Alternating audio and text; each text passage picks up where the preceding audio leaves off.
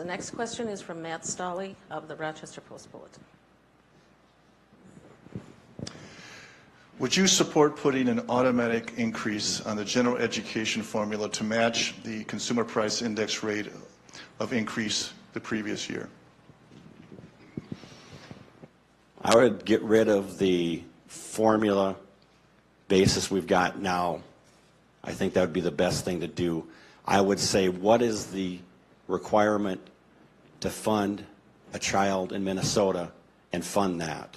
I would look at all the special programs we have that are stuffed into the formula and are still hanging out that weren't successful. I would say every 3 to 5 years you would have to go back and look at sparsity and all the other special programs and be forced to make improvements to them and fund them how they needed to be successful, instead of throwing it into a formula.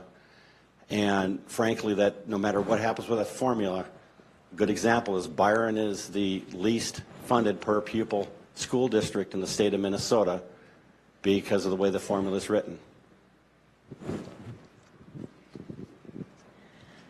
We have to fund education. We have to invest in the future of our state by funding education, and that often requires some kind of formula so that we're not just making decisions based on a whim or on ideas that special interest groups might have about what works and what doesn't work in education. We talk to teachers, and teachers say that we need an increase in the formula funding because that is a sustainable, predictable level of funding for our schools. When I first moved to Minnesota, in 2007, I've seen the systematic disinvestment in public education, and I think we can do better than that, and we can start doing better than that by simply making sure that that formula increases over time with deflation. Thank you. Oh, I see a rebuttal is required. Thank you. The problem we've got in education is we are funding failure. What we need to do is fund success.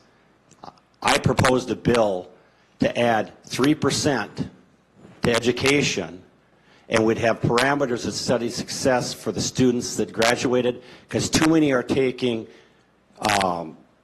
they go to college, they're not ready, and they have to take courses that would help them catch up to the college.